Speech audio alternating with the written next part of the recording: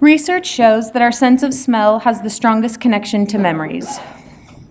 My mind is flooded with memories of my childhood when I come across specific scents. For example, growing up, each room in our home had a lovely smell. The laundry room smelled like Tide and Bounce fabric softener, even though it was where the dog slept. The kitchen smelled of delicious meals, my favorites: oatmeal with brown sugar, snickerdoodle cookies, stir fry for dinner, even though it also housed the trash compactor that my brothers and I always overloaded and never wanted to empty. My room smelled of clean sheets, regardless of the fact that I consistently left my sweaty tennis uniform in the middle of the floor. Now that I am a mother, I realize that my memories are one-sided, and my mom worked really hard to keep the good smells in and the bad smells under control. 6 kids later, I'm finding myself smelling my way through motherhood, and it does not smell nearly as good as I remember it as a kid. It isn't that the good smells aren't there, it's just that they're really hard to discern through the poop, piles of laundry, throw up, peed on bed sheets, smelly socks, and body odor. It all started with throw up, my throw up, that I consistently tried to keep out of my hair for the first 6 months of every pregnancy. Regardless of how expensive smelling your shampoo is, it has nothing on vomit. Then there is poop. Poop is a tricky smell. Sometimes it can be on you, and to save your life, you can't figure out where. It seems to underlie all stages and ages of motherhood.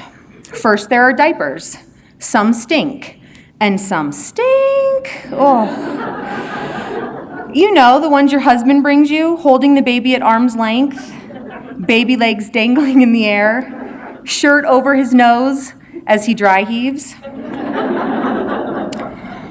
In our house, there is always poop at dinner. Always. Every child seems to have to go right when we sit down to eat. We have 6 kids, and it must be in their DNA because it happens with every single one. The 2-year-old always needs a new diaper, and even worse, the 4-year-old always needs to be wiped. And she wants you to hang out in the bathroom with her until she's done going. Fajitas don't smell nearly as good after wiping bottoms. I will never forget when our 3-year-old at the time was sitting on the toilet waiting to be wiped. She was with my mom. As the bathroom started to get smelly, she turned to her and asked, "Grandma, what is that smell?" She was absolutely devastated to find out that it was coming from her own behind. The smells of motherhood never end. Just when I think I have the poop under control, we load the car to run errands. As I open the car door, my sinuses are violated by something in its final stages of decomposition. Something has died. After a smelling scavenger hunt, I discover the sippy cup with what was once milk, but is now a curdled, chunky substance potent enough to bring down the strongest army. I think the smells that have surprised me the most have come from our children as they've gotten older. When you have teenagers, you are introduced to a whole new world of aromas. Their rooms stink, their bodies stink, and their feet, honestly, I will take poop over stinky feet any day. It's one thing when they're little and stink. Their cuteness, helplessness, and sweet dispositions, it overrides the smell. It is a completely different story when they are 13, totally capable of turning on the shower, and you have repeatedly taught them how to use soap. I confess, not long ago, I actually threatened to scrub our son head to toe myself if he didn't start making better use of the ivory. Do you want your mom to have to scrub you down, son? It's not a pretty picture.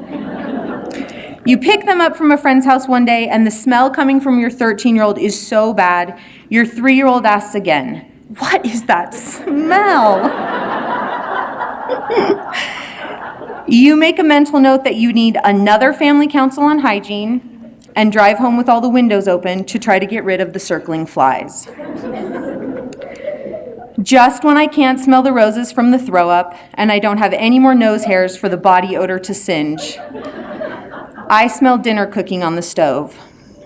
New baby smell fills my nostrils as I snuggle our youngest child, And I take a deep breath of clean laundry as I fold clothes.